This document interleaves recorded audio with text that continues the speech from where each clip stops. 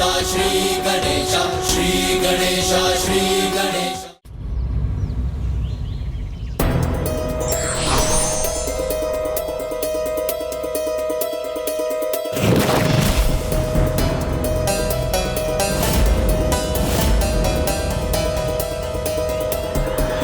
देवराज,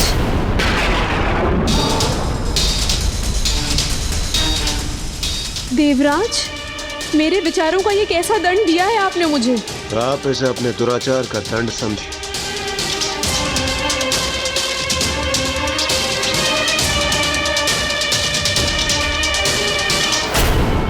जो भूल मुकंदा से हुई थी, उसका पश्चाताप करने से पहले ही उन्हें यह ज्ञात हुआ कि वो माता बनने वाली है।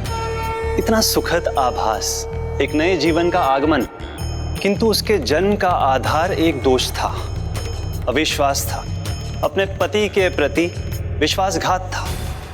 और अब ऋषि वाचक नीति के यात्रा से लौटने का समय भी अब निकट आ रहा था। देवी मुकुंदा, मैं आ गया हूं। मेरी यात्रा संपन्न हुई। मैं आपके लिए क्या क्या भेंट लाया हूं। देवी, मुझे ज्ञात है मैं लंबी यात्रा पे गया, इसलिए आप अवश्य मुझसे क्रोधित हैं, किंतु अब मैं आ गया हूं। मुझे दंडित मत कीजिए। सामने आइए देवी। देवी,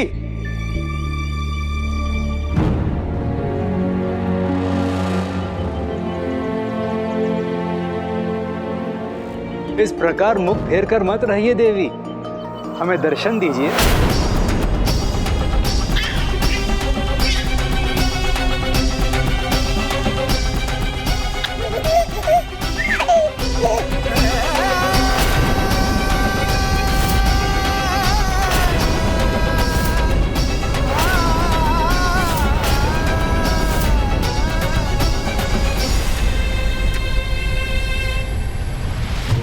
ये शिशु, आप इसकी माता हैं?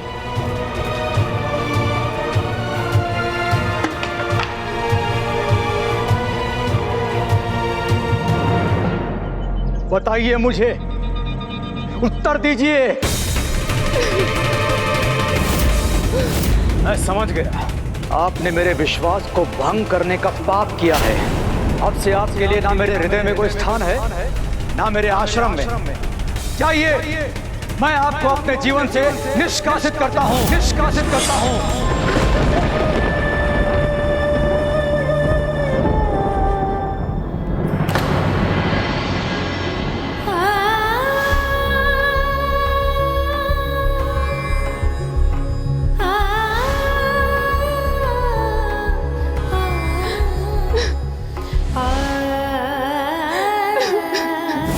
विश्वासी मन के विश्वास को खंडित करना, इससे बड़ा पाप क्या हो सकता है भला? और ऐसा पाप करने वाला कभी शांति से कहां सो पाता है? देवी मुकुंदा इसी कष्ट, इसी पीड़ा में अपना समय व्यतीत कर रही थी। पुत्र रूप में संतान पाने के बाद भी उसका मन दुखी था। और एक दिन ऋषि वाचक नीति अपनी यात्रा से लौट आए।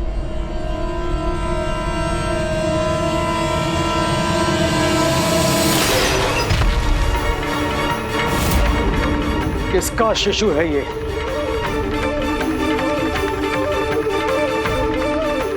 ये तो जैसे मेरा स्वप्न सत्य हो रहा है। आपने मेरे विश्वास को भंग करने का पाप किया है। अब से आपके लिए ना मेरे हृदय में कोई स्थान है, ना मेरे आश्रम में।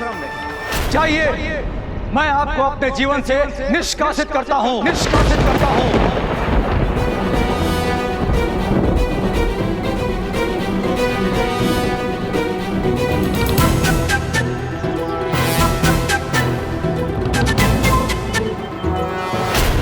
रुकिए, शिशु किसी का भी हो, किंतु इसमें इस शिशु का क्या दोष? एक अबोध शिशु को और उसकी माता को वन में भटकने के लिए छोड़ देना, ये महापाप होगा और मैं ये पाप नहीं कर सकता। इसलिए मैं आपको इस आश्रम में रहने की अनुमति देता हूं। किंतु स्मरण रहे, समय आने पर इसकी शिक्षा के अधिकार से मैं आपको वंचित करता हूं। ऋषि वाचक नीति ने अपनी महानता का परिचय दिया और उस बालक को अपने पुत्र के रूप में स्वीकार किया और उसे गृहस्मत नाम दिया और उसे शिक्षा भी दी और उसका आरंभ गणपति पूजन से किया।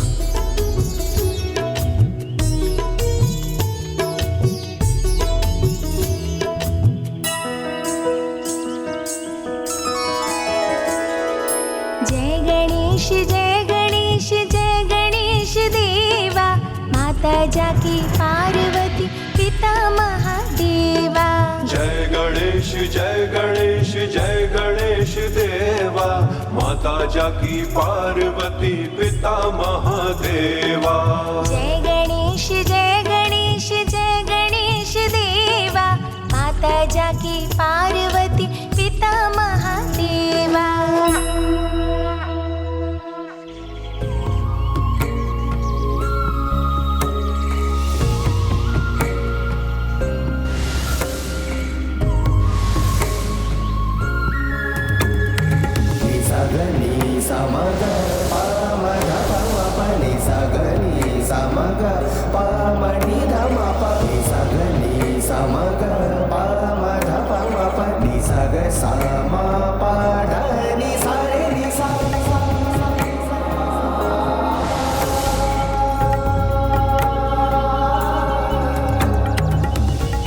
मुझे और ज्ञान देने की कृपा कीजिए गुरुवर।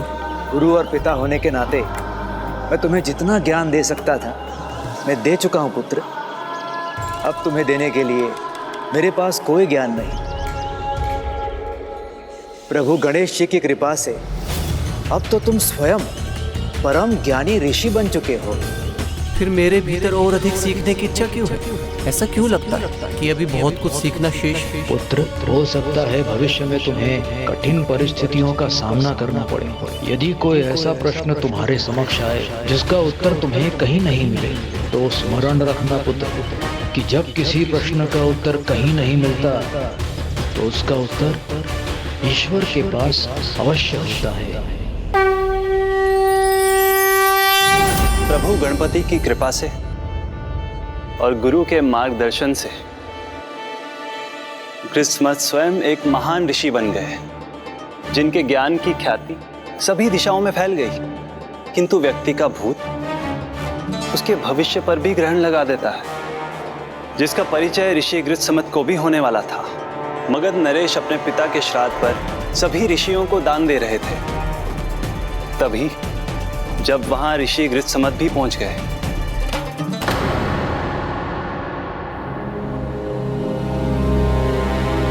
आइए। प्रणाम ऋषिवर। कल्याण हो।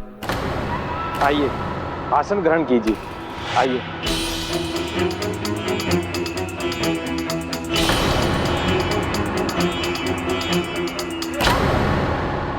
ये कैसा अनर्थ है राजन? एक ऐसे व्यक्ति को जिनका जन्म ही दोष का परिणाम हो, ऋषि तो क्या, ऋषि पुत्र भी नहीं, उन्हें हमारे समान स्थान देकर कहीं हमारा अपमान तो नहीं कर रहे आप? ये बात अनुचित है, ये आपको शोभा नहीं देती। शोभा तो आपको भी नहीं देता इस प्रकार हमारे साथ बैठना और हमारे साथ आसन ग्रहण करना।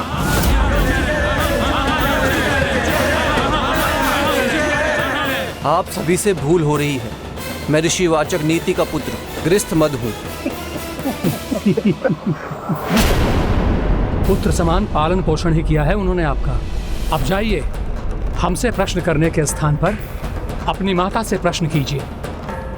जो सत्य है हम वही कह रहे हैं, असत्य बोलना हमें आता नहीं है, और पूर्ण सत्य तो आपको अपनी माता से ही ज्ञात होगा।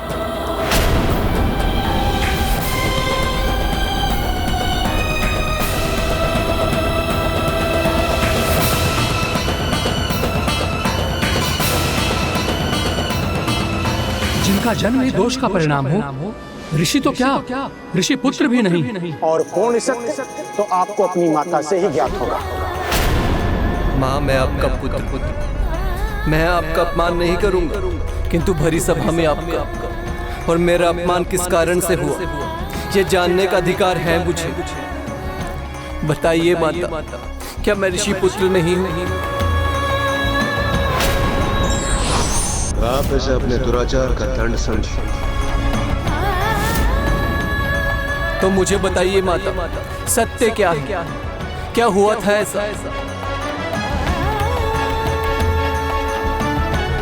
पुत्र, तुम देवराज इंद्र के पुत्र हो। देवराज इंद्र के पुत्र।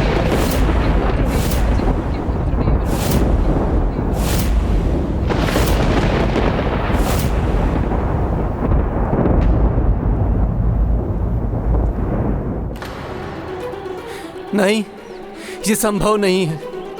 यही सत्य है पुत्र। जो कुछ भी हुआ वो मेरा दोष था, तुम्हारा नहीं। मुझसे ही ये भारी भूल हुई थी। जिनका जन्म ही दोष का परिणाम हो, ऋषि तो क्या, ऋषि पुत्र भी नहीं। इस जीवन का क्या लाभ, जिसमें सभी से उपेक्षा और अपमान का भागी बनूंगा मैं, जिसमें अपमान भरी एक एक श्वास कांटों की तरह चुभेगी मुझे। नहीं पुत्र, अपने जीवन को कोसने का कोई लाभ नहीं। मैं चाहती तो तुम्हें सबसे छुपा सकती थी, तुम्हारे जीवन के आरंभ के साथ ही उसका अंत कर सकती थी, किंतु मैंने ऐसा नहीं किया। मैंने अपनी भूल स्वीकार की, अपने ऊपर दोष लिया, समस्त संसार के अपमान को सहा और तुम्हें सुरक्षित रखा। नहीं माता, ये जीवन नहीं है, ये तो असंख्य कंटकों की चुभन है। जैसे मैं स्वयं एक कटीला पौधा हूँ, ये दिया है आपने मुझे। तो जाइए, मैं भी आपको श्राप देता हूँ, आप भी एक कांटों से भरा पौधा बन जाइए।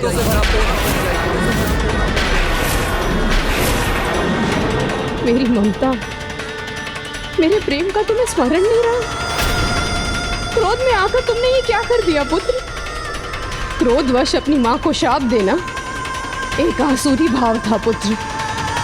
इसलिए मैं तुम्हें शाप देती हूँ कि तुम्हारा पुत्र एक असुर होगा।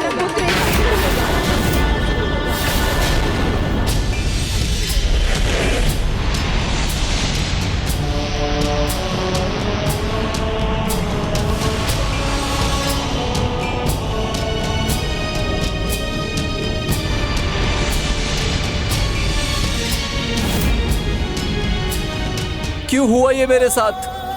क्या दोष था मेरा? कोई तो इन प्रश्नों का उत्तर दो। जब किसी प्रश्न का उत्तर और कहीं नहीं मिलता, तो उसका उत्तर ईश्वर के पास अवश्य होता है।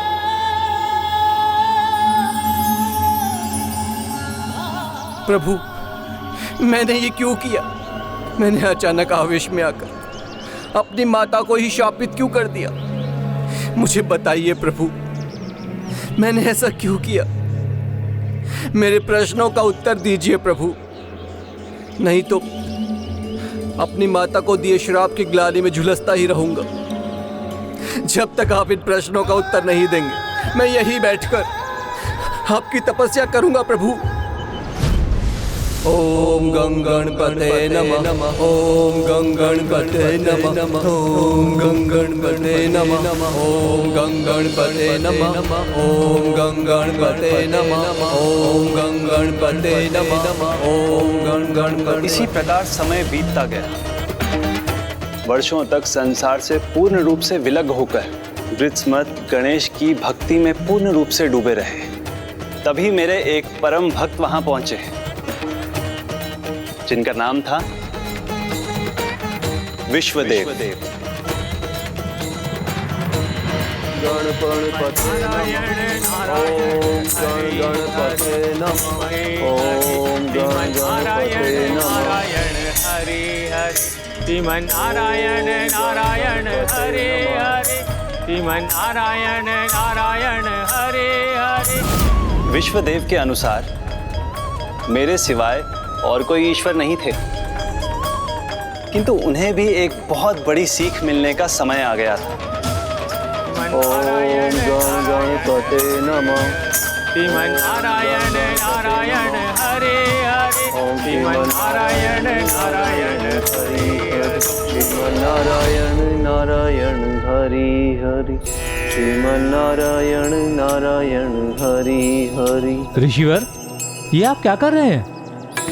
नाम ले रहे हैं मेरे प्रभु श्री हरि नारायण का, पर पूजा कर रहे हैं इनकी। ये उचित नहीं है। इसमें अनुचित क्या है? मैं भी तो ईश्वर की पूजा कर रहा हूँ। उन्हें किसी भी रूप में पूजूं, किसी भी रूप में सुनूं, भक्त की भक्ति तो भगवान तक पहुँची जाती। फिर चाहे श्री गणेश की पूजा करूं या आपके हरि नारायण। नहीं नहीं, ईश्वर तो एक ही है। मेरे प्रभु श्री हरि नारायण हमारे पालनहार। आपको भी सिर्फ उनकी ही पूजा करनी चाहिए, किसी और की नहीं। आपके मेरे नहीं, प्रभु तो हम सबके एक ही हैं। गणेश ही नारायण हैं और नारायण ही गणेश। हम ही उन्हें भिन्न नामों से पुकारते हैं। ये सत्य है, भगवान अलग अलग परिस्थितियों में अलग अलग रूप धारण करते हैं, पर तत्व एक ही है। जैसे स्वर्ण एक हार के रूप में हो, एक कंगन के रूप में या एक मुकुट के रूप में, लेकिन तत्व तो एक ही है। उसी प्रकार प्रभु श्री गणेश, प्रभु महादेव, श्री हरि नारायण, माता पार्वती, सभी के भीतर परम ब्रह्म का ही तत्व है। इनका कोई स्वरूप ही नहीं जो निराकार है और निर्गुण है। नहीं, मेरे प्रभु श्री हरि नारायण सर्वोच्च हैं, सर्वोपरि हैं, सर्वश्रेष्ठ हैं। मैं उन्हीं की पूजा करता आया हूं और उन्हीं की पूजा करूंगा।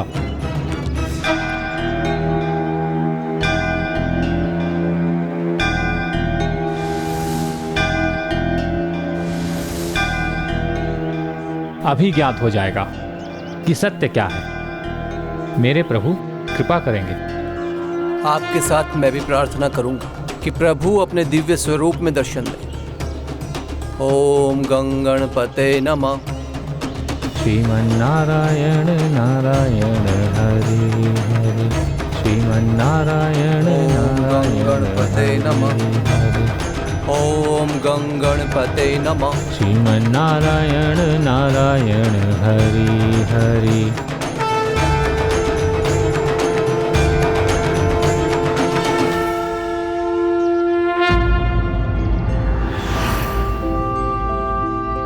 आपने मेरे प्रभु की प्रतिमा क्यों बदल दी?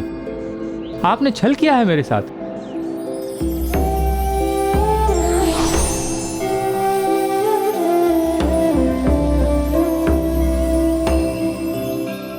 ये कैसे संभव है? देखिए ऋषिवर, दोनों ही स्थानों पर आप ही के आराध्य हैं। बड़ी विचित्र बात है। यहां भी मेरे प्रभु और वहां भी। ऐसे ही भक्ति भाव से देखेंगे तो दोनों ही स्थानों पर आपको प्रभु गणेश जी के दर्शन होंगे।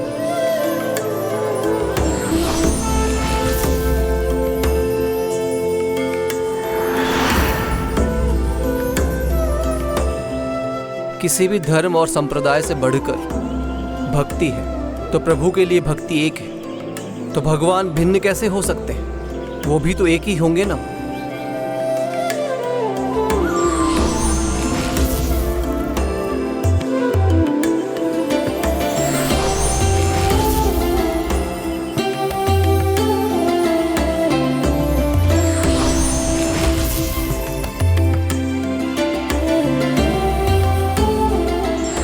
मैं आपका संकेत समझ गया मेरे प्रभु। भक्त को कभी भक्ति का अभिमान नहीं होना चाहिए, मन में भक्ति का भाव रखना चाहिए।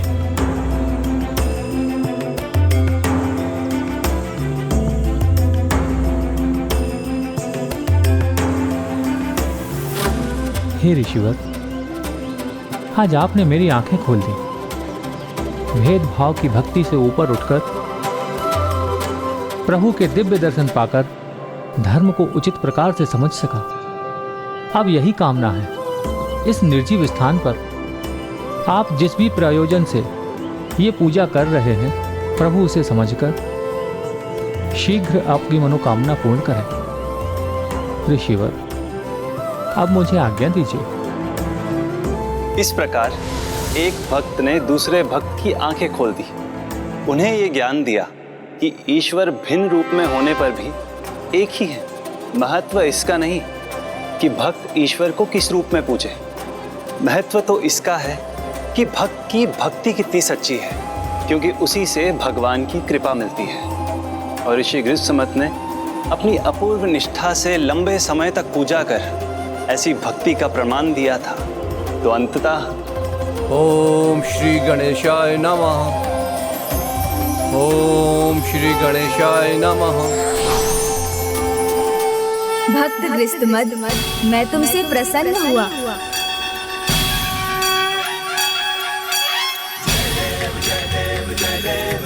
प्रणाम प्रभु। मैं धन्य हो गया प्रभु, मैं धन्य हो गया। कहो वत्स, क्या चाहते हो तुम? भक्त क्या चाहता है प्रभु? आपकी भक्ति में लीन रहना, और कुछ नहीं चाहिए मुझे। बस इतना ही वरदान दीजिए। क्या तुम भूल गए? तुम्हारे मन में कुछ प्रश्न थे तुम्हारी माता को लेकर। क्यों हुआ, कैसे हुआ? आपके दर्शन हो गए, उन प्रश्नों का कोई अर्थ नहीं रहा प्रभु।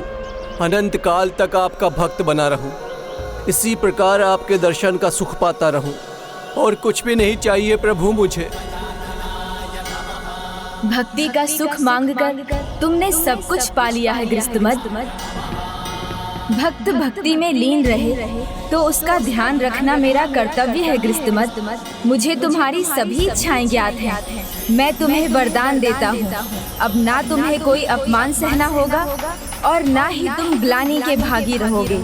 मैं तुम्हारी माता को भी तुम्हारे उस शाप से मुक्त करता हूँ।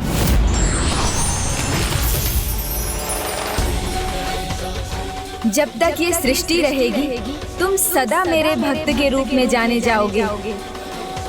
इस स्थान पर जहाँ तुम्हें मेरे दर्शन प्राप्त हुए, वहीं एक भव्य मंदिर स्थापित होगा जिसका नाम वरद विनायक मंदिर होगा, जहाँ जो भी भक्त तुम्हारी कथा सुनते और सुनाते हुए आएंगे, उनकी इच्छाएं बिना मांगे ही पूर्ण हो जाएंगी।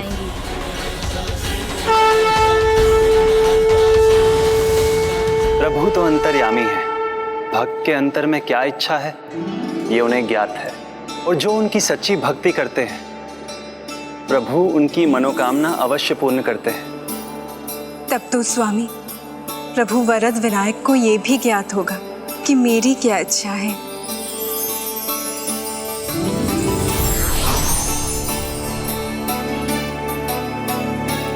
हाँ माता, आपकी मनोकामना पूर्ण होने का समय अब निकट है। आपकी अष्टविनायक यात्रा अब संपन्न जो होने वाली है। इस यात्रा में आपका अगला पड़ाव है गिरिजात्मक गणपति धाम।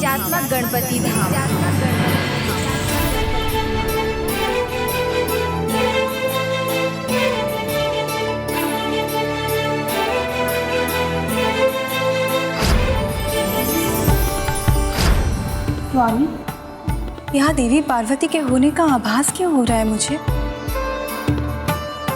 वो इसलिए देवी, क्योंकि इस मंदिर की महिमा का संबंध बहन पार्वती से है।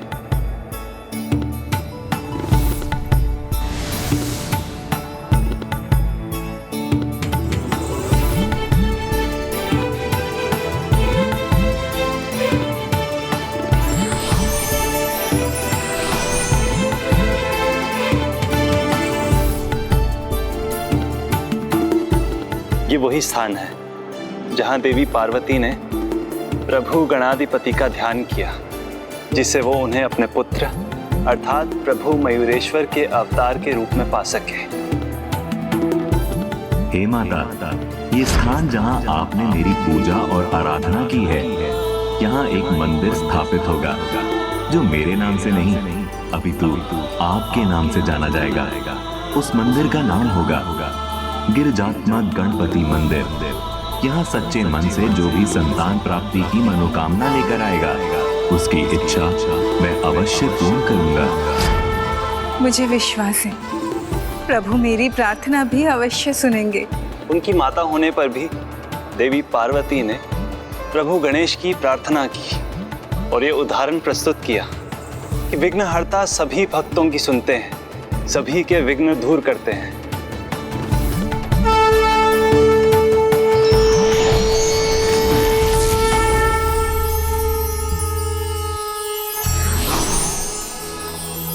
नमस्ते ब्रह्मरूपाय विष्णुरूपाय ते नमः। माता नमस्ते रुद्ररूपाय करिरूपाय ते नमः। विश्वरूप स्वरूपाय नमस्ते ब्रह्मचारिणे भक्तप्रियाय। वो समय भी शीघ्र आएगा माता, किंतु अभी तो आपको अगले अष्टविनायक धाम विघ्नेश्वर विनायक धाम जाना है।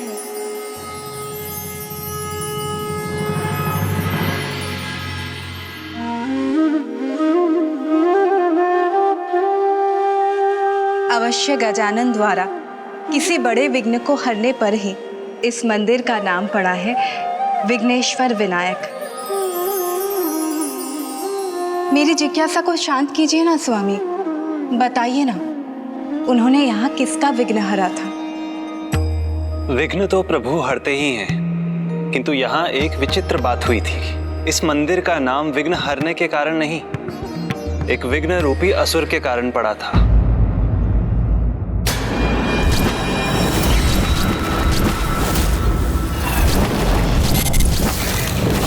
मंदिर और एक असुर के नाम पर? दूसरे के मार्ग में विघ्न डालने वाले ये भूल जाते हैं कि वो विघ्न उन पर भी भारी पड़ सकता है। और ऐसा ही कुछ देवराज इंद्र के साथ होने वाला था।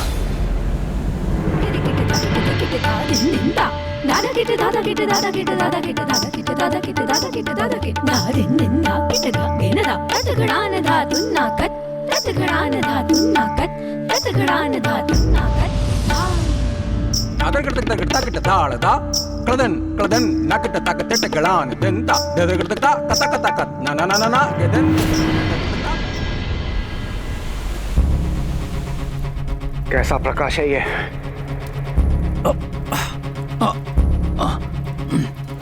कौन है ये जिसका प्रकाश मेरी दृष्टि को बाधित कर रहा है?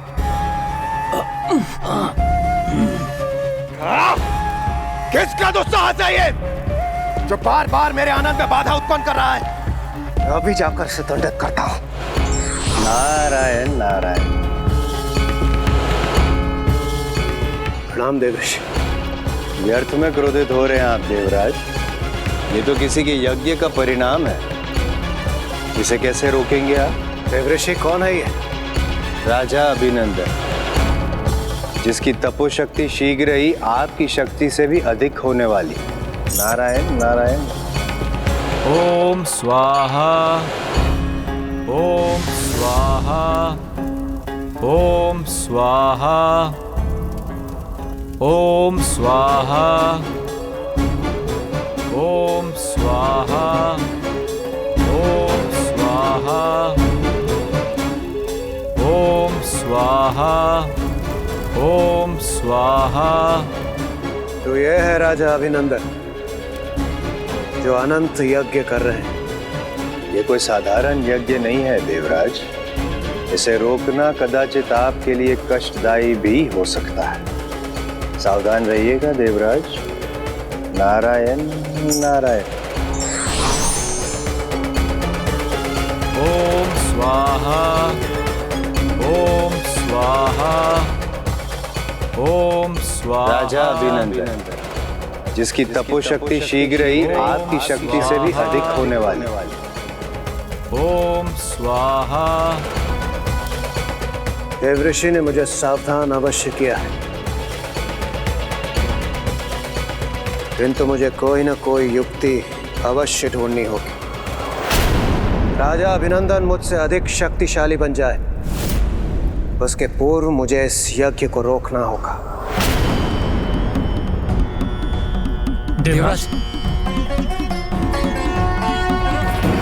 ओम स्वाहा ओम स्वाहा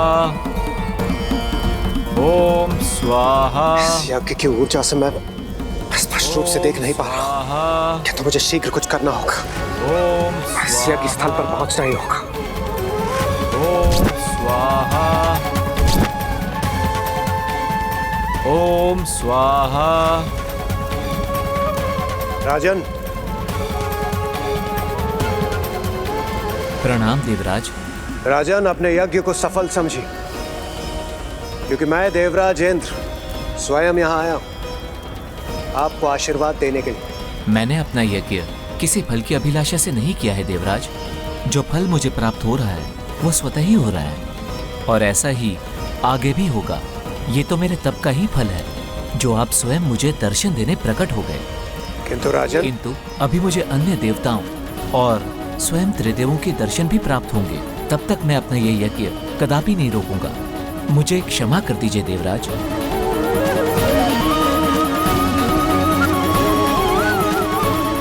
ओम स्वाहा। ये युक्ति तो विफल हुई, मुझे कुछ और सोचना होगा। राजा अभिनंदन का यज्ञ सफल हो और यज्ञ की शक्ति का दुरुपयोग करें और स्वर्ग पर अपना आधिपत्य स्थापित करने का प्रयास करें। उसके पूर्व हमें राजा अभिनंदन को रोकना होगा। उचित कह रहे हैं देवराज, हमें कुछ तो करना ही होगा। राजा अभिनंदन मुझसे अधिक शक्तिशाली हो जाए, कदाचित मेरा सम्मान कोई नहीं करेगा और इस सम्मान को बनाए रखने के लिए इस यज्ञ को नष्ट करना ही होगा। देवराज, हम देवता हैं, असुर नहीं। यज्ञ में बाधा डालना नहीं, उसकी सहायता करना, उसकी रक्षा करना ही हमारा कर्तव्य है। आप उचित कह रहे हैं वायुदेव, यह एक असुरी कार्य है। असुरी तो क्यों ना हम एक असुर ही उत्पन्न करें।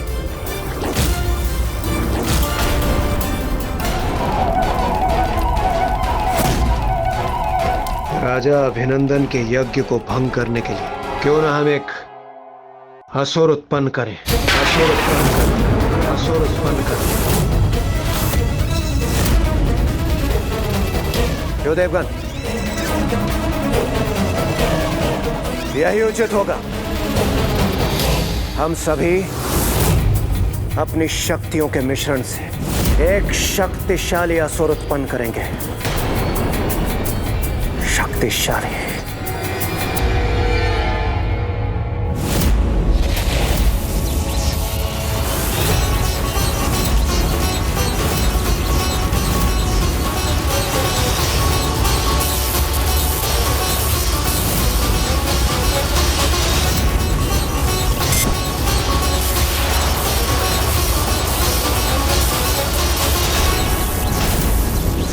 ओम स्वाहा।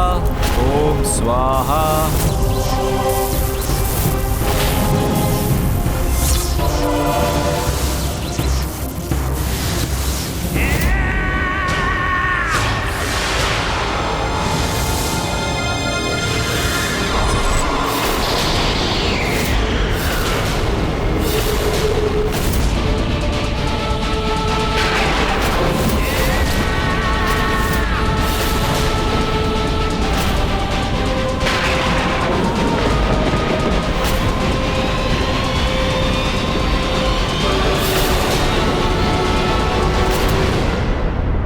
कौन हूं मैं, क्यों और किसने की है मेरी रचना?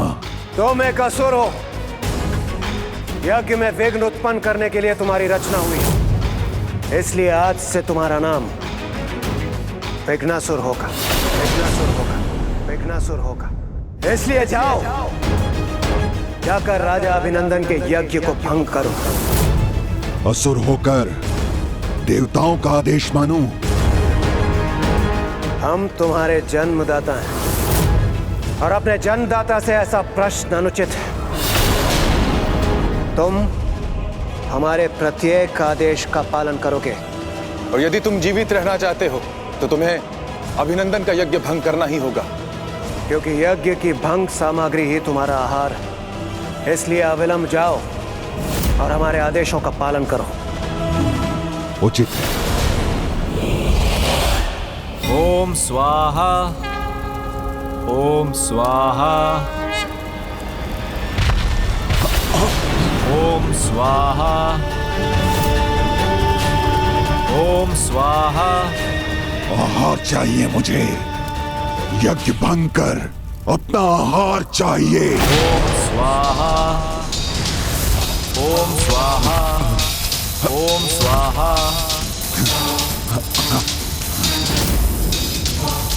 ओम स्वाहा।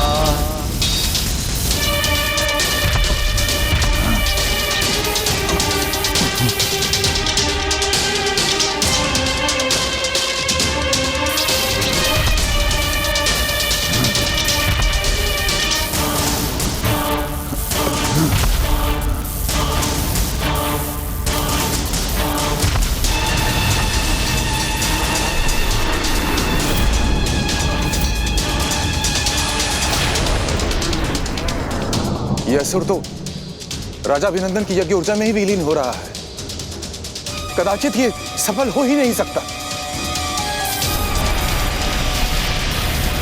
चिंता मत कीजिए वायुदेव, हमें शीघ्र ज्ञात हो ही जाएगा हम सफल हुए या फिर हमें और प्रयास की आवश्यकता है।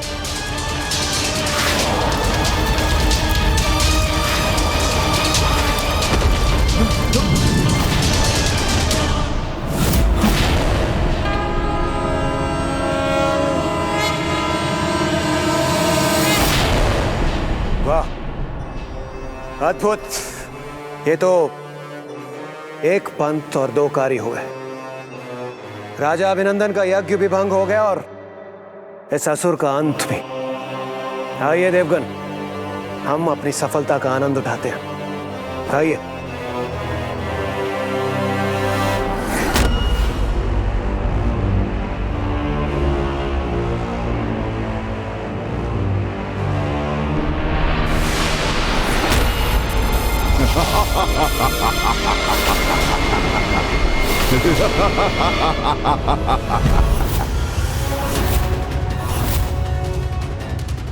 आहार पाकर आनंद आ गया।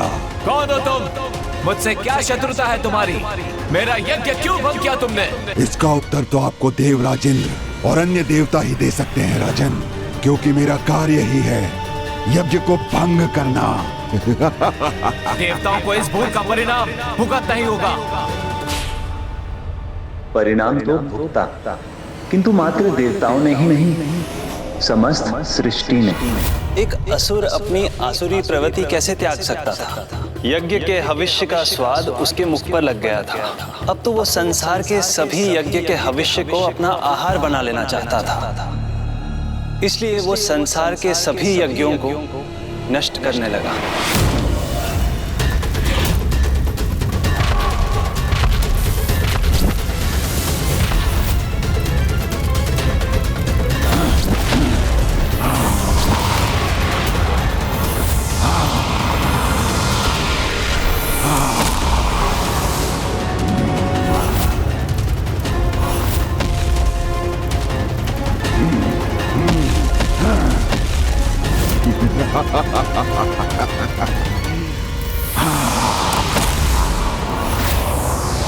और ये तो सर्वज्ञात है, देवताओं की पुष्टि तो यज्ञ के हविष्य से ही है।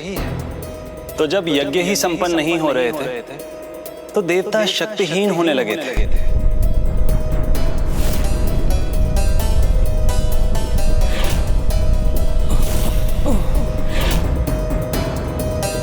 विघ्नासुर के भय से सृष्टि पर सभी यज्ञ बंद हो गए। तो देवताओं ने एक और उपाय सोचा कि वो स्वयं ही यज्ञ कर लें, किंतु उसमें आने वाली बाधा का उन्हें आभास नहीं था।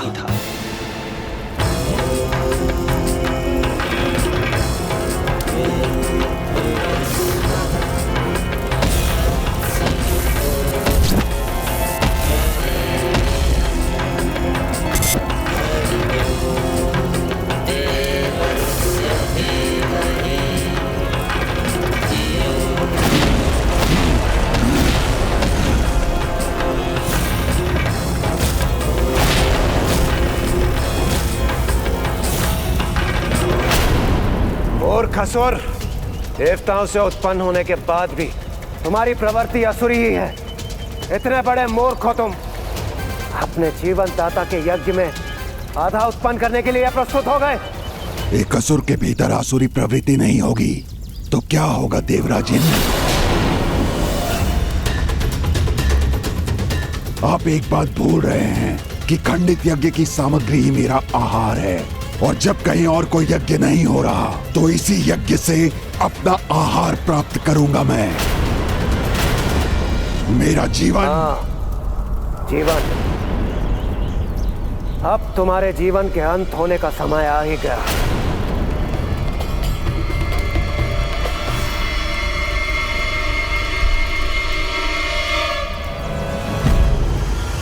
देवगण,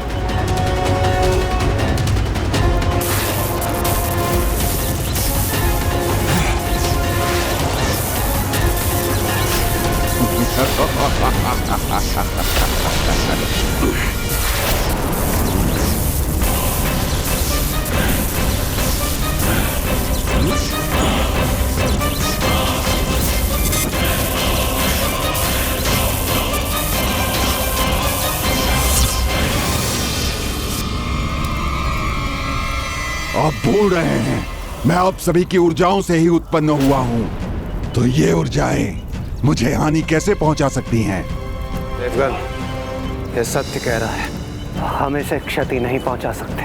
तो फिर हम क्या करेंगे देवराज? इसे रोकने का क्या कोई उपाय नहीं?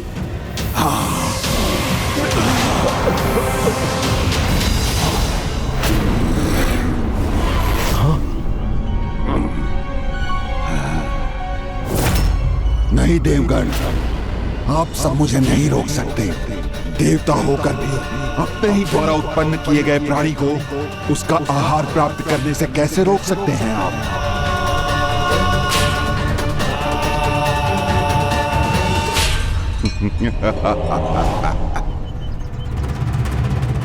एक समस्या से छुटकारा पाने के लिए हमने उससे भी बड़ी समस्या उत्पन्न कर दी। सब देवताओं को आभास हुआ, जो गड्ढा उन्होंने राजा अभिनंदन के लिए खोदा था वो अब उनकी ही खाई बन चुका था, और अब वो उससे बचने का उपाय सोचने लगे। अब तो हमारे समक्ष केवल एक ही उपाय, इस विघ्नासुर नामक विघ्न से केवल विघ्नहर्ता महागणाधिपति जी ही हमारी रक्षा कर सकते हैं। नमस्ते ब्रह्म रूपाय विष्णु रूपाय ते नमः। नमस्ते रुद्र रूपाय करिरूपाय ते नमः। विश्वरूप स्वरूपाय नमस्ते ब्रह्मचारिणे। भक्तप्रियाय देवाय नमस्तुभ्यं विनायक। ओम सिद्धि बुद्धि सहिताय महागणपते नमः।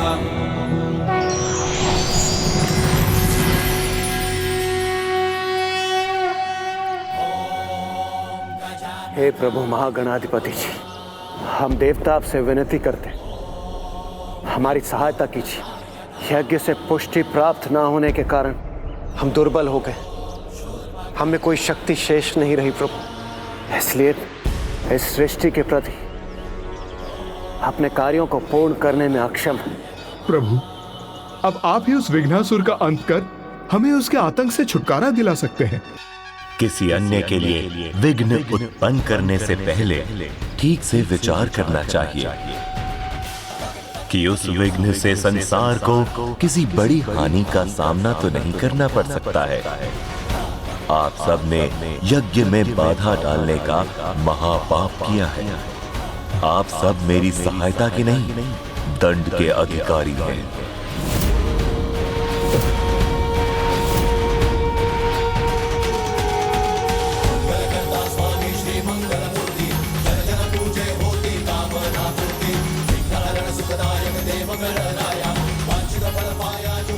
प्रभु, भूल मुझसे ही हुई। मुझे लगा कि राजा अभिनंदन की दृष्टि मेरे सिंहासन पर, इसलिए मुझसे ये दोषपूर्ण आचरण हो गया प्रभु, और मैं समझ ही नहीं पाया कि मैं क्या कर रहा हूँ। हम प्रायश्चित करने को प्रस्तुत हैं प्रभु। हाँ प्रभु, क्षमा प्रभु, क्षमा प्रभु, हमारी रक्षा कीजिए प्रभु, रक्षा कीजिए प्रभु, प्रभु हमारी रक्षा कीजिए प्रभु, रक्षा कीजिए प्रभु। मैं अवश्य आपकी सहायता करूंगा, किंतु आप सबको भी ये सौगंध लेनी होगी, भूल से भी भविष्य में ऐसा कार्य आप सब नहीं करेंगे। हमें स्वीकार है प्रभु, स्वीकार है, हमें स्वीकार है। तो उचित है, मैं अपने गणेश स्वरूप में आपकी सहायता करूंगा, किंतु अपनी भूल को सुधारने के लिए अभी आप सबको एक और यज्ञ करना होगा।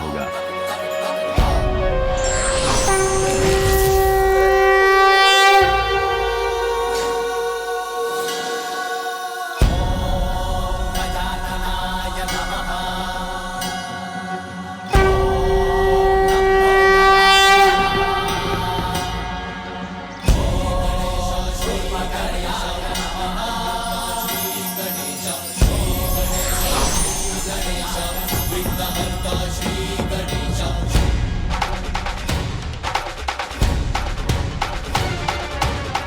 आप यज्ञ शुरू कीजिए।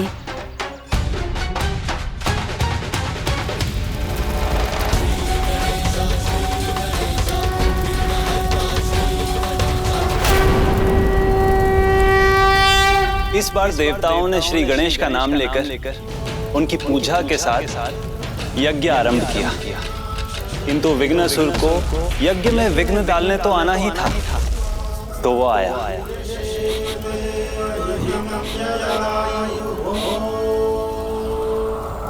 यज्ञ की अग्नि अर्थात मेरा आहार मेरा स्वागत कर रहा है।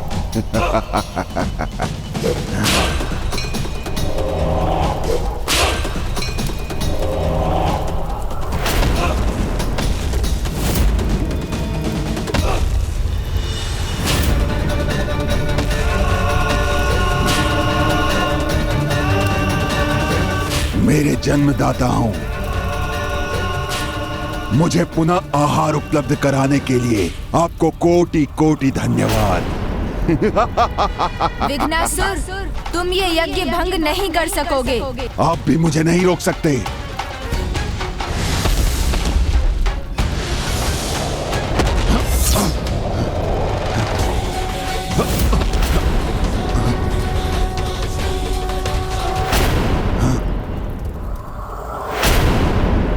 मुझे मेरा आहार चाहिए।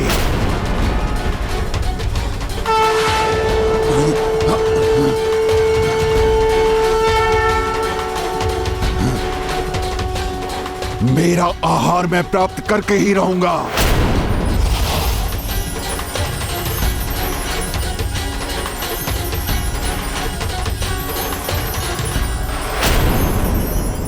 देवताओं की ऊर्जा से और ऊर्जा प्राप्त हो रही है मुझे।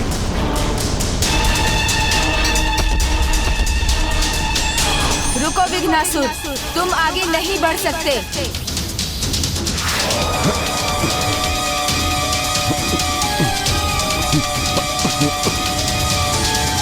ओम पूर्णाधर्विपरापत सुपर्णा पुनरापत वस्त्रे विप्रीणा वायुष्मूर्ज शतक्रतो स्वाहा।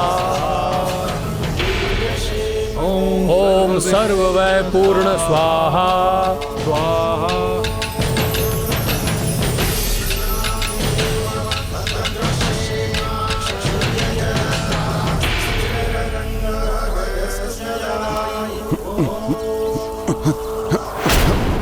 कौन है आप जो मुझसे इन देवताओं की रक्षा कर रहे हैं?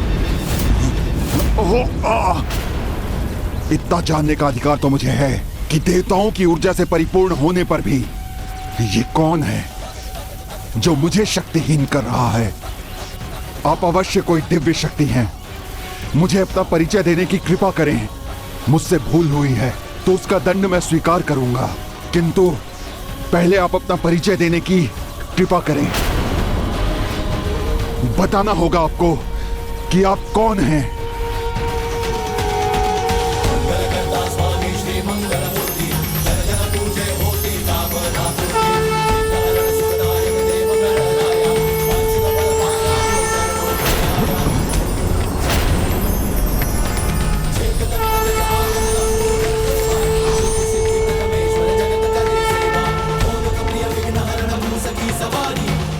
प्रणाम प्रभु, आपने मेरी विनती सुन मुझे मुक्त किया और अपने दिव्य दर्शन देने की कृपा की। धन्यवाद प्रभु। ओम नमस्ते गणपतये त्वमेव प्रत्यक्षं तत्त्वमसि त्वमेव केवलं कर्तासि त्वमेव केवलं धर्तासि त्वमेव केवलं हर्तासि त्वमेव सर्वं खल्विदं ब्रह्मासि त्वं साक्षादत्मासि नित्यं ऋतं वच्मि सत्यं वच्मि एवं ध्यायति यो नित्यं स योगी योगिनां वरः।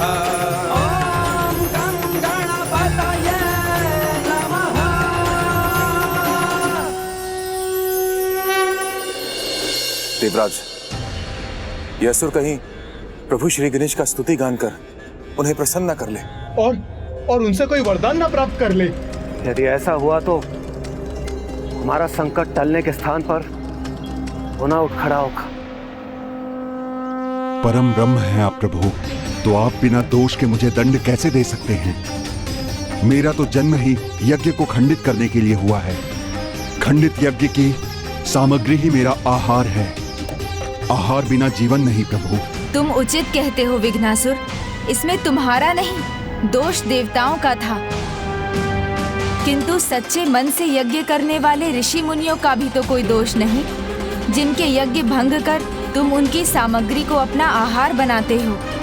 प्रभु, अनजाने में ही सही ऋषि मुनियों को मैं कष्ट देता हूँ, किंतु मैं विवश हूँ। अब आप ही बताइए प्रभु, मैं क्या करूँ? तुम्हारा जन्म हुआ है तो तुम्हें भी भोजन अवश्य मिलेगा विघ्नासुर, किंतु किसी भी यज्ञ से नहीं। यदि भंग यज्ञ की सामग्री ही तुम्हारा आहार है तो तुम उसी यज्ञ को भंग कर सकोगे जो मेरा स्मरण किए बिना आरंभ होगा या अशुद्ध मन से किया गया अवैदिक यज्ञ होगा। मैं वचन देता हूँ प्रभु, मैं आपके आदेश का पालन करूंगा।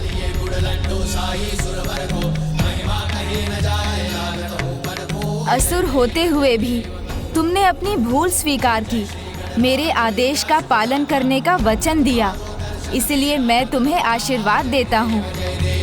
यहाँ इस स्थान पर मेरा एक मंदिर स्थापित होगा जिसका नाम तुम्हारे नाम पर होगा। इस स्थान पर मेरा नाम तुम्हारे नाम के साथ सदा के लिए जुड़ जाएगा।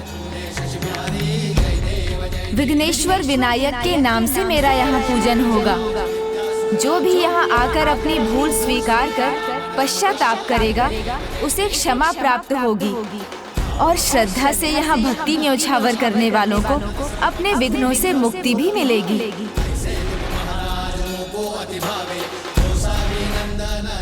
प्रभु विघ्नेश्वर विनायक की जय। विघ्नेश्वर विनायक की जय। विघ्नेश्वर विनायक की जय। और इस प्रकार पूर्ण होती है विघ्नेश्वर की कथा।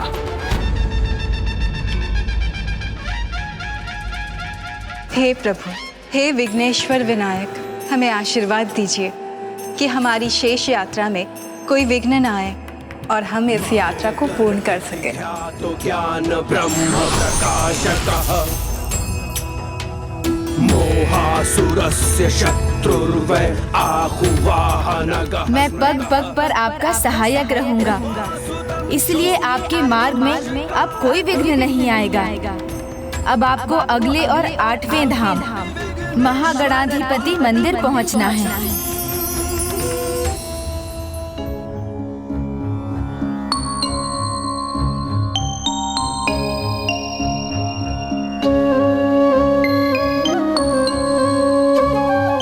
प्रभु महागणाधिपति की कथा से तो आप परिचित ही हैं प्रिय। नहीं तो स्वामी? स्मरण नहीं है आपको? एक समय ऐसा था जब तीनों लोकों पर असुर नायक त्रिपुरासुर अर्थात 3 असुर भाई कमलाक्ष, ताराक्ष और विरुमाली का नियंत्रण था। इनकी शक्ति का कारण था घोर तप से मिला इन्हें वरदान। इन तीनों भाइयों ने चालाकी से ऐसा वरदान पा लिया था कि उनका वध कर पाना असंभव था। कि संसार के देवता स्वयं महादेव ही इस त्रिपुर को नष्ट कर सकते हैं और हमारा वध उन्हीं के हाथों हो, उनके अतिरिक्त किसी और के हाथों नहीं। तथास्तु, तथास्तु। जब इन पापियों के विनाश का समय आया, अंत में स्वयं प्रभु महादेव को ही उनका सामना करने आना पड़ा। भयंकर युद्ध हुआ, उसकी पूरी सेना का अंत हुआ, किंतु त्रिपुरासुर का नहीं। जब महादेव पाखंडी त्रिपुरासुर का वध करने के लिए कठिनाई का सामना कर रहे थे, जब स्वयं मैं और ब्रह्मदेव त्रिपुरासुर का वध करने के लिए महादेव की सहायता के लिए आए थे, तब भी त्रिपुरासुर का वध करना असंभव हो रहा था और समय निकलता जा रहा था। फिर विश्वकर्मा जी ने पृथ्वी को रथ बनाया, सूर्य और चंद्र उसके पहिए बने। मेरु पर्वत उसका धनुष और वासुकी उसकी डोर और मैं स्वयं बाण बना। किंतु रथ पर महादेव के आरूढ़ होते ही रथ डगमगाने लगा। तभी आकाशवाणी हुई, त्रिपुरासुर के अंत का विघ्न तभी हटेगा। प्रथम पूज्य विघ्नहर्ता की प्रथम पूजा का नियम आपके उदाहरण से स्थापित हो, जिसके बाद शुद्ध मन और भक्ति से किए जाने वाले किसी धर्म कार्य में कभी कोई विघ्न न आए। आज की ये पौर्णमी महागणपति तिथि अनंत काल तक संसार में स्थापित रहेगी और मैं इन्हीं सहस्त्र नामों का जाप कर गणेश की पूजा करूंगा। तब महादेव ने अपने ही पुत्र विघ्नहर्ता गणेश की पूजा की।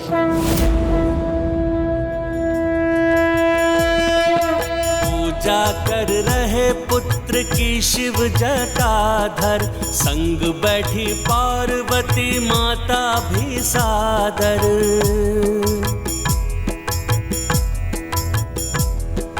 गढ़ रही है हल्दी से माता गजानन, निर्मित करे शिव भी हल्दी गौरी पावन। पुष्प जनेऊ जल व पंचामृत चढ़ाए, मूर्ति को चढ़े मंगल मूर्ति को पाए। अंततः पूजा जब पूर्णता को पाए, सहस्त्र नाम पाठ भोलेनाथ सुनाए। जय गणेश जय गणेश जय गणेश देवा, माता जाकी पार्वती पिता महादेवा। त्रिपुर को भस्म कर त्रिपुरासुर का अंत भी किया।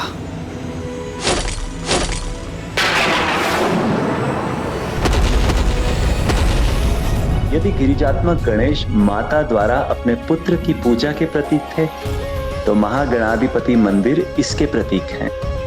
इसलिए किसी भी कार्य में सफलता पाने के लिए उसका आरंभ गणेश पूजन से किया जाता है।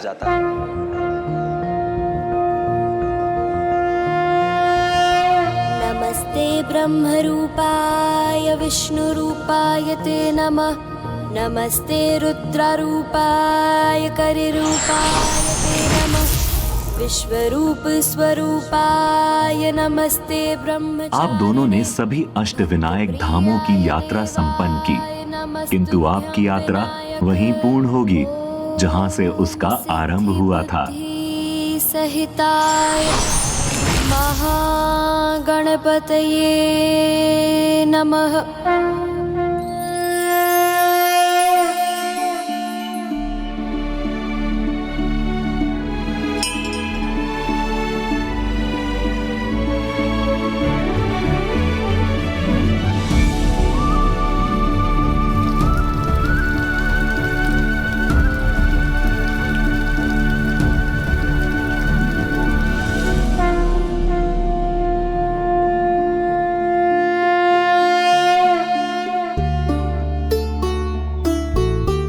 प्रभु मयूरेश्वर, कृपा कीजिए, हमें दर्शन दीजिए प्रभु।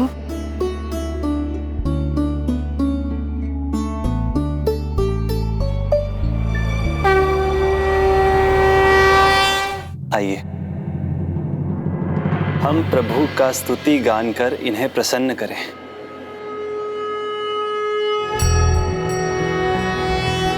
नमस्ते ब्रह्मरूपाय विष्णुरूपाय ते नमः। नमस्ते रुद्ररूपाय करिरूपाय ते नमः।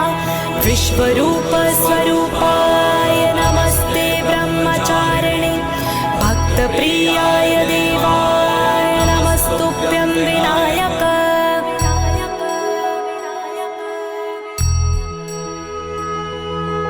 लंबोदर नमस्तुभ्यं सततं मोदकप्रिय।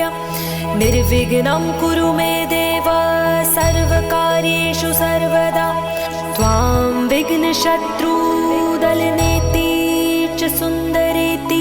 भक्तप्रियेति सुखदेति फलप्रदेति।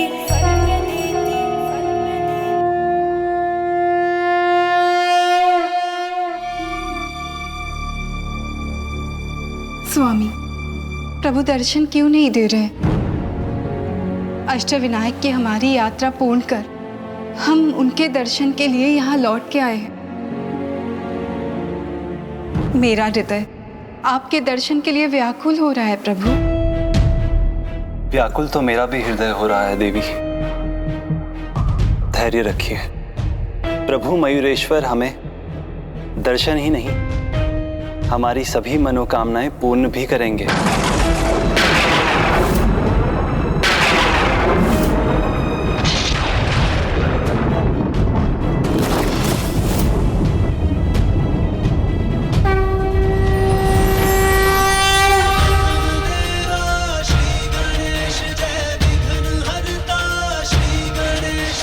हमारी मन की इच्छा तो आपको ज्ञात है प्रभु, अब वो कब फलित होगी? मुझे संतान रत्न की प्राप्ति कब होगी? इस माता की ममता को कब तृप्ति मिलेगी प्रभु? माता, आपकी प्रतीक्षा शीघ्र पूर्ण होगी। और इतना ही नहीं, समस्त संसार आपके पुत्र के साथ आपकी पूजा करेगा।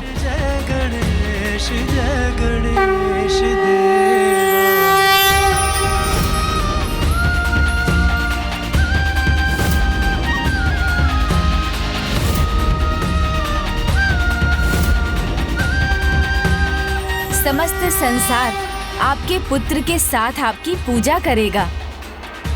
प्रभु, आपके वचन सुनकर मेरा हृदय अपने पुत्र को देखने के लिए और भी आतुर है। मुझे ये सौभाग्य कब प्राप्त होगा प्रभु? माता, भक्त की भक्ति और माँ की ममता जब दोनों का संगम हो तो परिणाम सुंदर ही होगा। किंतु अभी आपको जगत भ्रमण के लिए निकलना होगा, क्योंकि संसार को आपके आशीर्वाद की प्रतीक्षा जो है। माता, देखिए ना, सभी ने कितनी निष्ठा से आपका व्रत रखा, आपकी पूजा की और आपकी कृपा दृष्टि पाने की लालसा है सभी को।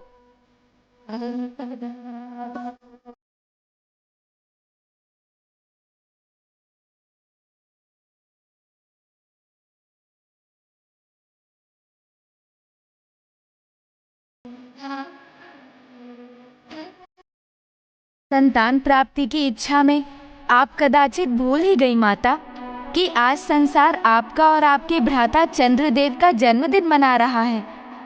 आज ही के दिन समुद्र मंथन से आपने और चंद्रदेव ने जन्म लिया था।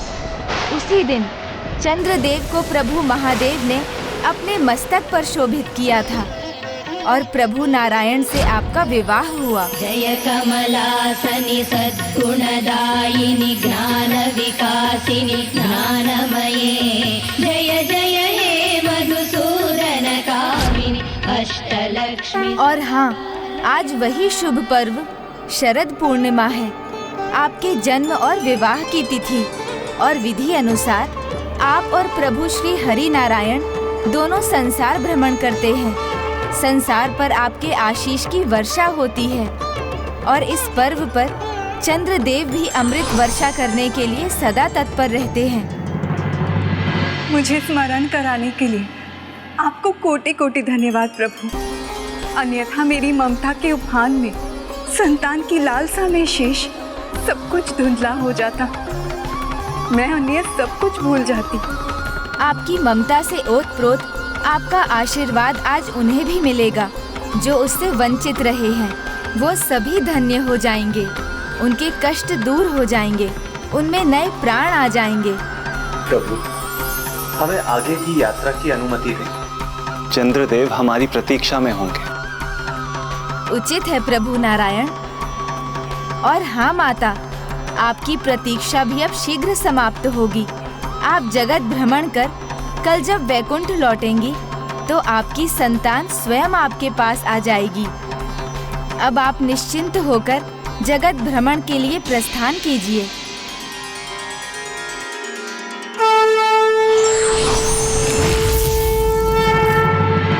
आइए प्रिय, शरद पूर्णिमा की इस कोजागरी रात्रि में रात्रि जागरण कर भजन कीर्तन करने वाले सभी भक्त हमारी संतानें ही तो हैं। उन्हें भी हमारे आशीर्वाद पाने का अवसर मिलना चाहिए। सुमनत वंदित सुंदरी माधवी चंद्र सहोदरी है ममाए, मुनि गण वंदित मोक्ष प्रदायनी मंजुल भाषिणी वेदनुते। जय जय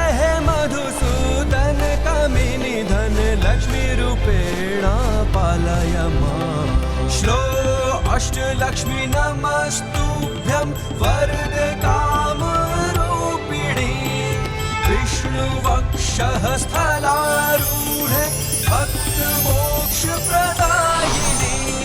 श्लो शंख चक्र गदा हस्ते विश्वरूपिणी ते जयः। जगन्मात्रे च मोहिन्ये मङ्गलं शुभमङ्गलम्। पुत्र गणेश, पुत्र गणेश, पुत्र ये खीर बाहर अंबर के नीचे रख दो। जो आज्ञा माता।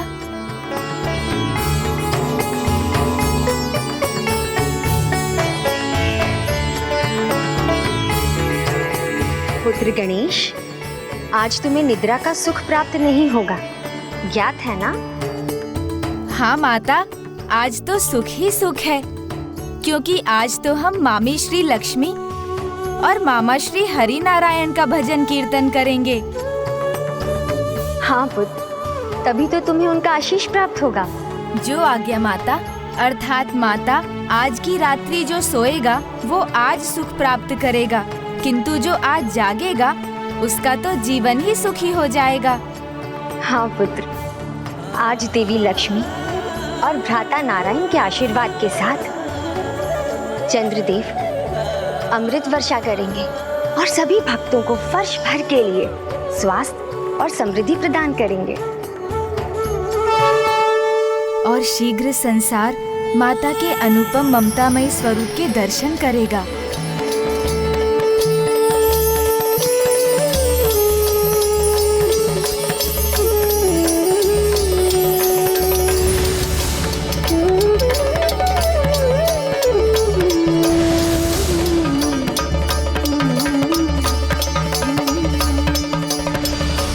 शीघ्र मेरे मातृत्व को भी पूर्ण सुख मिलेगा। अब तो एक पल भी प्रतीक्षा करना सहन नहीं हो रहा है।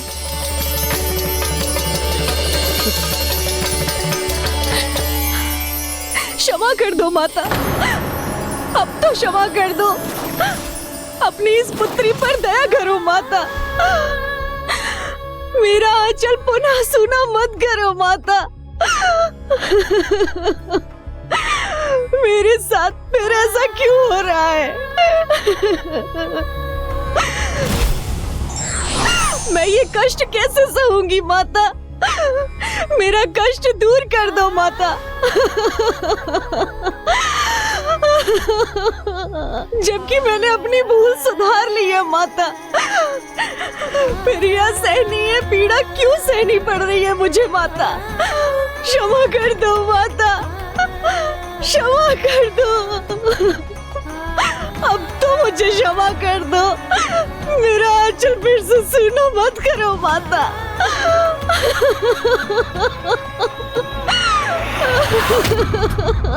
माता, ये कौन है और इनसे क्या भूल हुई है? ये इस नगर के बड़े साहूकार और मेरे भक्त की 2 पुत्रियों में से एक है। जब दोनों पिता के साथ थीं, तब पिता ने आनंद से भरकर एकाग्र किया। आज का दिन एक पिता के लिए बड़े ही आनंद का दिन है। शरद पूर्णिमा के इस पावन पर्व पर मेरी दोनों बेटियां आज मेरे साथ अपने मायके में हैं। आज मैं नियत कर सकता हूं कि मेरी बड़ी पुत्री के साथ छोटी पुत्री भी व्रत करेगी। क्यों पिताजी, अब मायके में भी व्रत करना होगा? ऐसा क्या होगा इससे?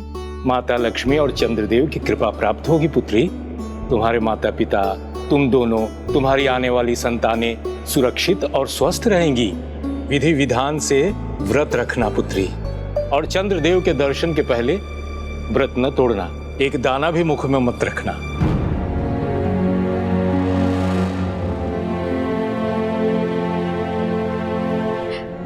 खीर?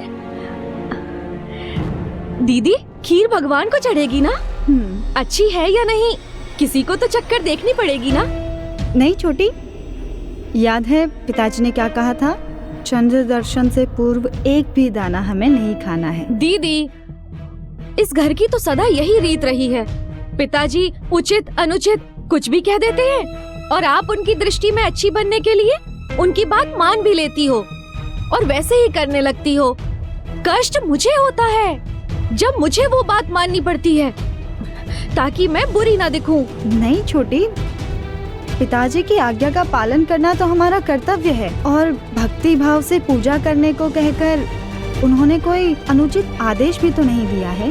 पूजा तक तो ठीक था, लेकिन व्रत बिना भोजन खाए कोई कैसे रह सकता है? मैं तो नहीं रह सकती, और वो भी जब इतने मिष्ठान सामने हो। बस छोटी, कुछ ही देर की तो और बात है, थोड़ा धीरज रखो। अब चंद्र दर्शन में समय ही कितना है, चलो हम दोनों पूजा की तैयारी करते हैं। चलो।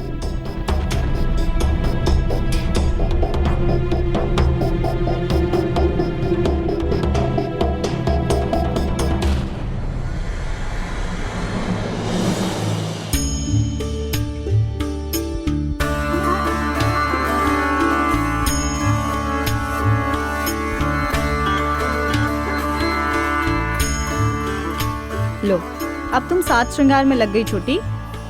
पूजा की तैयारी कब करोगी? ये सब बाद में कर लेना, चंद्र आकाश में आ गए तो देर हो जाएगी। दीदी आप कर रही हैं ना?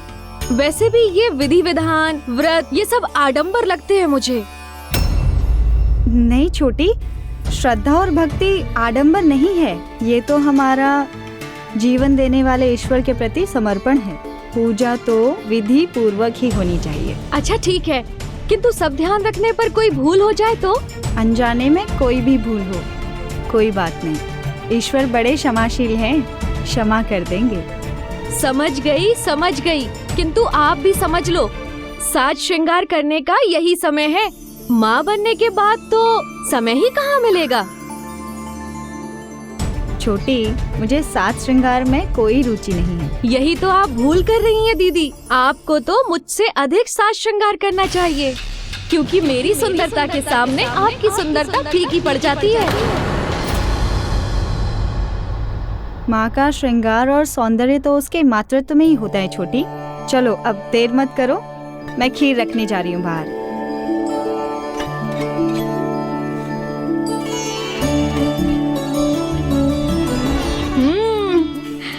अब उचित है।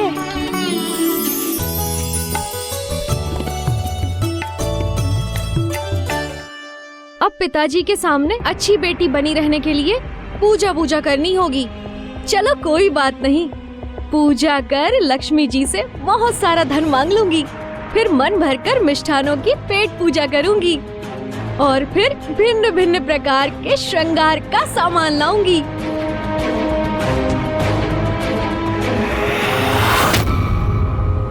लड्डू,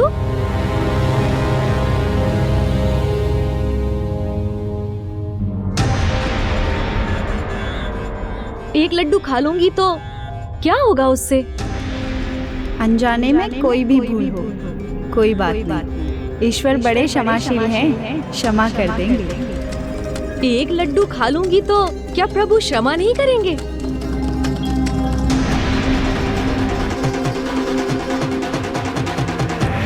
छोटी, ये क्या किया? कैसा अनर्थ कर दिया तुमने? दीदी आप ही ने तो कहा था कि छोटी भूल तो प्रभु क्षमा कर देते हैं। अनजाने में हुई भूल, जानकर की गई भूल नहीं। अरे दीदी आप चिंता मत करो, व्रत तो कर लिया मैंने, अब उसे अब तोड़ूं या कुछ क्षण बाद, उससे क्या होगा? पिताजी और आपके कहने पर इतना कर लिया वही बहुत है, अन्यथा मेरे पति बहुत धनवान है, मुझे कुछ मांगने की या फिर व्रत पूजा करने की कोई आवश्यकता नहीं है।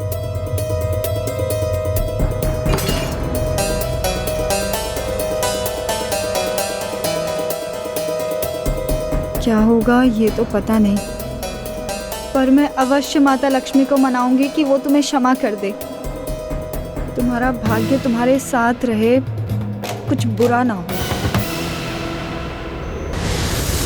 बड़ी ने हृदय से प्रार्थना तो की, किंतु तब भी छोटी का भाग्य नहीं बदल सकी। जहाँ एक और बड़ी ने स्वस्थ बालक को जन्म दिया, वहीं दूसरी ओर छोटी के जीवन में एक दुखद घटना हो गई।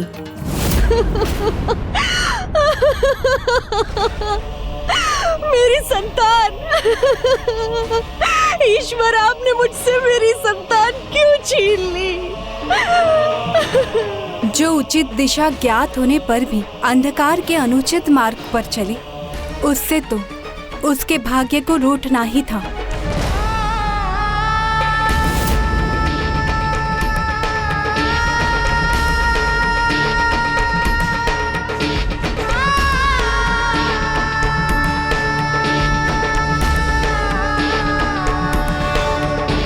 छोटी,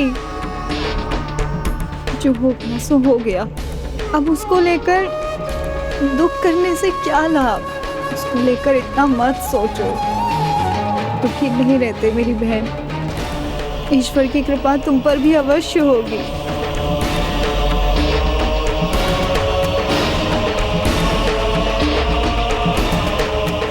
देखिए ईश्वर, मेरी पुत्री की एक ऐसी दशा हो गई है, पता नहीं ईश्वर उसे किस दोष का दंड दे रहे हैं। कारण स्पष्ट है। शरद पूर्णिमा की व्रत की अवहेलना कर इसने माता लक्ष्मी की कृपा और सुख समृद्धि को ठुकराया है। ईश्वर का क्रोध अकारण नहीं होता और उनकी दया दृष्टि भी हमें फिर मिल सकती है यदि हम भूल स्वीकार कर सच्चे मन से प्रायश्चित स्वीकार कर लें। इसमें मैं तुम्हारी सहायता करूंगी छोटी। तुम्हें विधि पूर्वक व्रत करना मैं सिखाऊंगी।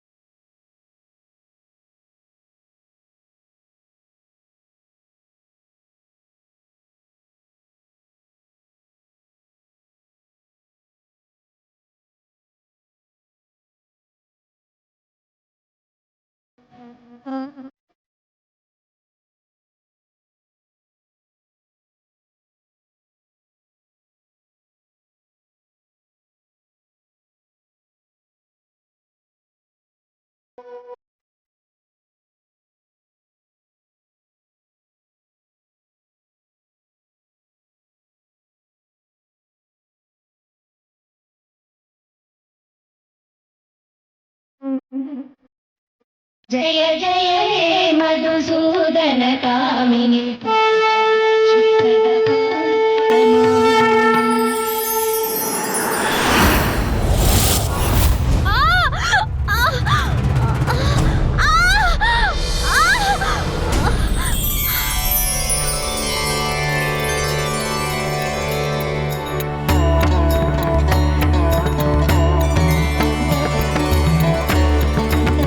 पुत्र, पुत्र,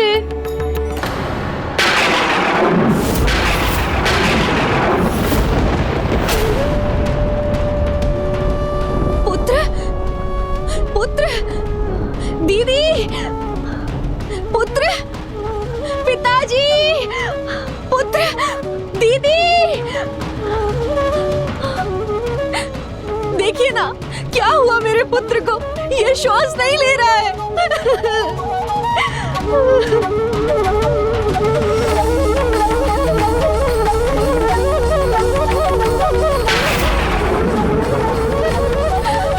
हे विधाता, कैसी लीला है तुम्हारी।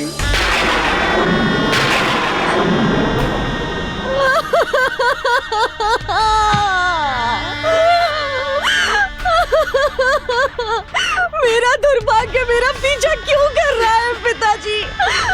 मेरे साथ ही ऐसा क्यों हो रहा है?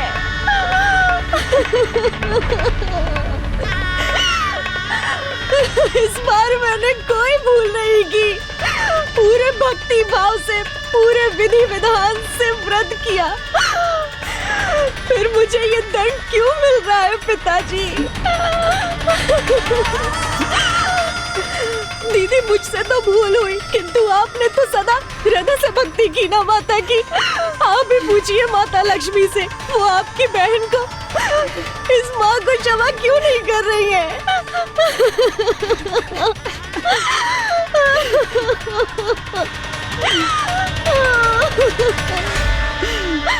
इस माँ का दुख मैं नहीं सह सकती। एक स्त्री हूँ मैं। इसकी आहत ममता का आभास हो रहा है मुझे। आपकी ममता से ओतप्रोत आपका आशीर्वाद आज उन्हें भी मिलेगा जो उससे वंचित रहे हैं। वो सभी धन्य हो जाएंगे, उनके कष्ट दूर हो जाएंगे, उनमें नए प्राण आ जाएंगे। प्रायश्चित पूर्ण होने पर कोई भी दंड का भागी नहीं रहता। अब मैं इस माँ की आंखों में आंसू नहीं देख सकती, इसकी गोद सुनी नहीं देख सकती।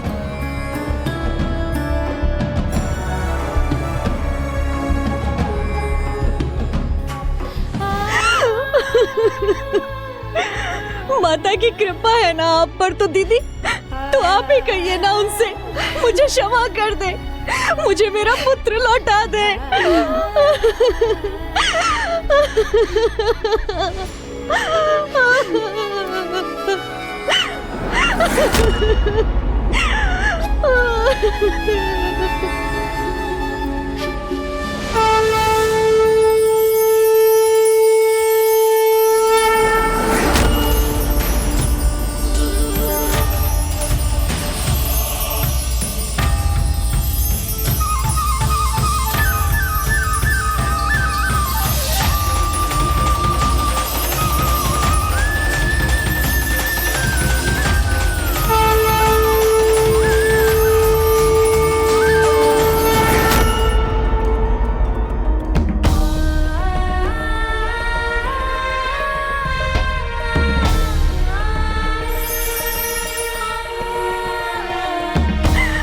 मेरे पुत्र को स्वस्थ करने के लिए कहिए ना आप माता जी से। दीदी दीदी कुछ कीजिए ना, आप कुछ तो कीजिए।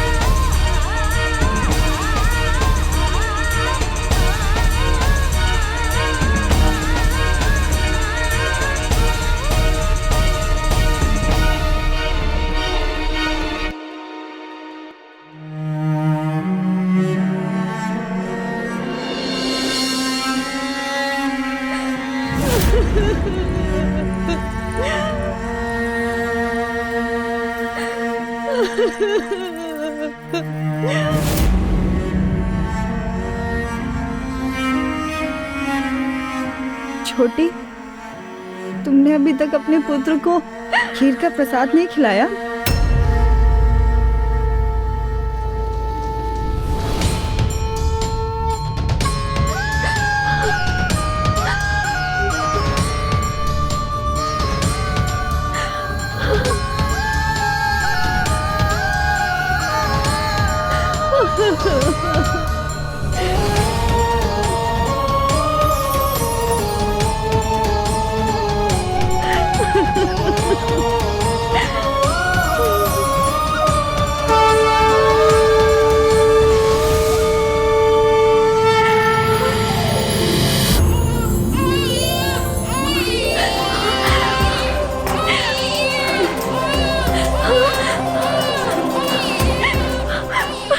मेरा पुत्र,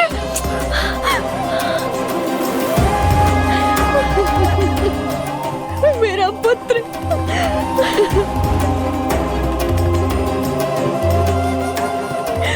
मेरा पुत्र जीवित है, मेरा पुत्र जीवित है।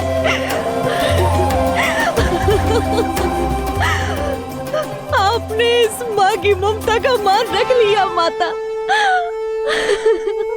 आपको कोटि कोटि धन्यवाद, आपका कोटि कोटि धन्यवाद माता।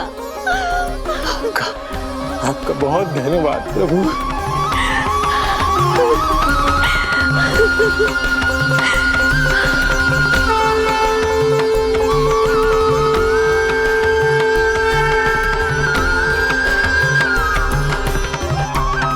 स्वामी, इस माँ की ममता ने मुझे भाव विभोर कर दिया।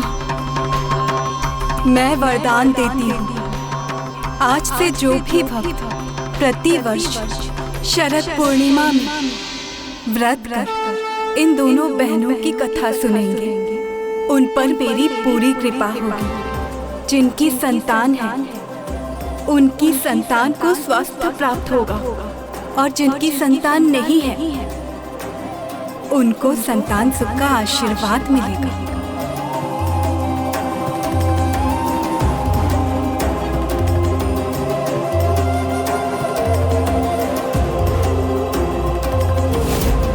चलिए गरुड़ जी।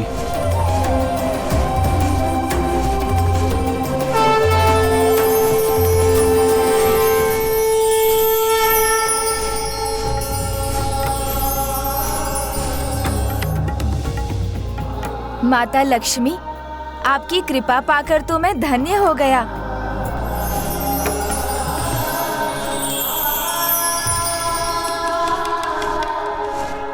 क्या हुआ प्रिय? माँ, किसी ने मुझे माँ पुकारा। प्रभु मयूरेश्वर ने जो भी कहा वो सत्य ही होगा। आपको माँ पुकारने वाला बालक शीघ्र ही वैकुंठ में आपके पास होगा।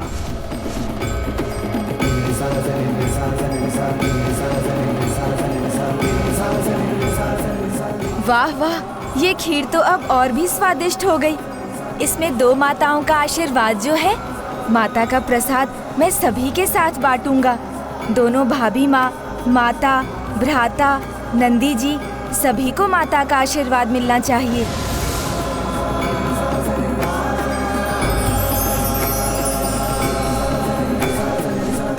स्वामी, अब भोर हो रही है, हमें शीघ्र वैकुंठ पहुंचना चाहिए। आज हमारे पुत्र का आगमन होने वाला है और मैं उसके स्वागत में कोई कमी नहीं छोड़ना चाहती। अवश्य प्रिय। गरुड़ जी,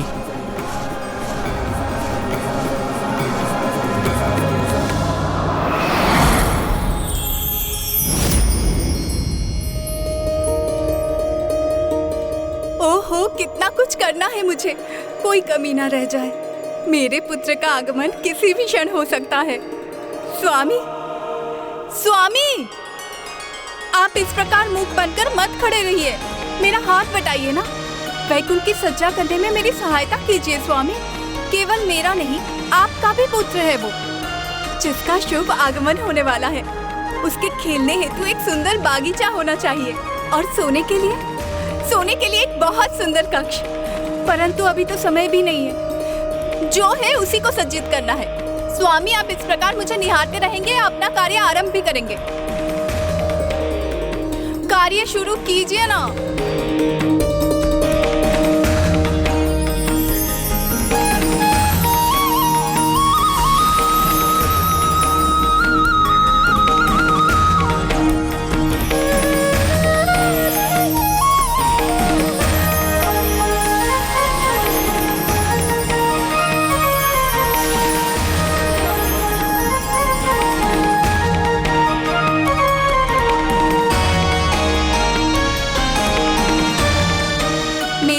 तो आपने पूरी कर दी, परंतु अभी पुष्पों से वैकुंठ को सज्जित कर दीजिए। उसके खिलौने, उसके वस्त्र, उसके भोजन, इन सभी की व्यवस्था मैं कर लूंगी।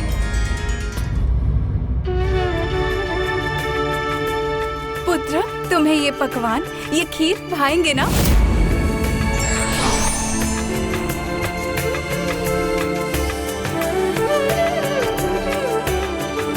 स्वामी, स्वामी, स्वामी, प्रतीक्षा में व्याकुल मेरे लिए एक पल भी काटना कठिन हो रहा है। और आप है कि योग निद्रा का आनंद ले रहे हैं।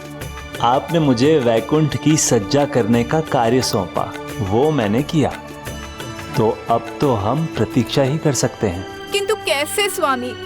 मेरे लिए तो बहुत कठिन हो रहा है। एक बार फिर देख लीजिए, सब ठीक तो है ना? उचित कहा आपने स्वामी, कोई कमी नहीं छूटनी चाहिए। मैं आती हूँ।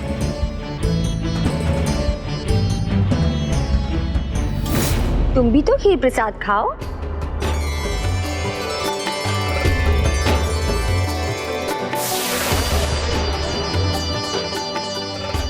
आहा, आनंद आ गया। माता, आज तो खीर का स्वाद दुगना हो गया। हाँ पुत्र, इसमें दोनों माँओं का योगदान जो है, मेरा प्रेम भी है और देवी लक्ष्मी का आशीर्वाद भी। गणेश के मुख पर इस मुस्कुराहट का क्या अर्थ है?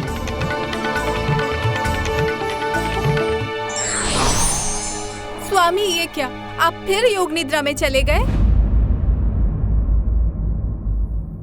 अब क्या हुआ प्रिय? स्वामी, मैंने तो सब देख लिया, सब ठीक है। भोजन है, खिलौने हैं, वस्त्र है। अच्छा है, तो अब बस हमें प्रतीक्षा करनी होगी। वही तो समस्या है ना स्वामी, प्रतीक्षा ही नहीं हो पा रही है मुझसे। बस मन इसी में लगा हुआ है कि मैं कब उसे अपने हाथों से खिलाऊंगी, उसे अपने हाथों से तैयार करूंगी। ओहो, तैयार से तो स्मरण हुआ, आभूषण तो मैंने तैयार ही नहीं किए। कुछ अति विशेष बनाइए, हमारे पुत्र को बहुत अच्छा लगेगा। उचित कहा आपने स्वामी, परंतु आप फिर से योग निद्रा में मत चले जाइएगा। अकेले में एक एक पल मुझे काटने को दौड़ रहा है।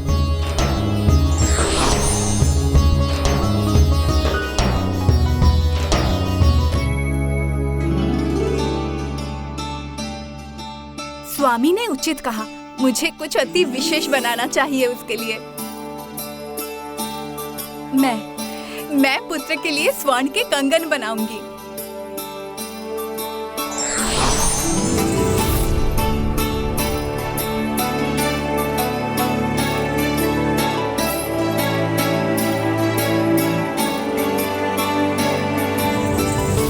कंगन भी तैयार है, किंतु मेरा पुत्र कहाँ है?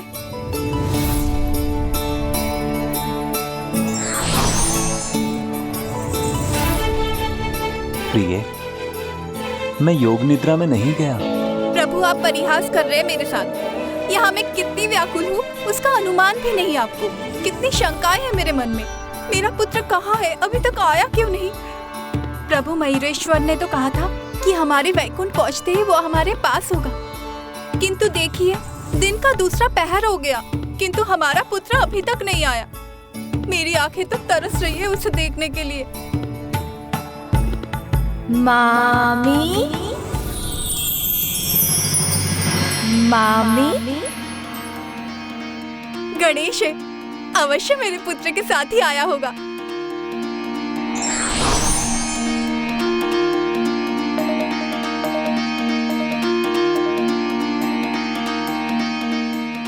गणेश तो अकेला है, इसके साथ तो कोई नहीं।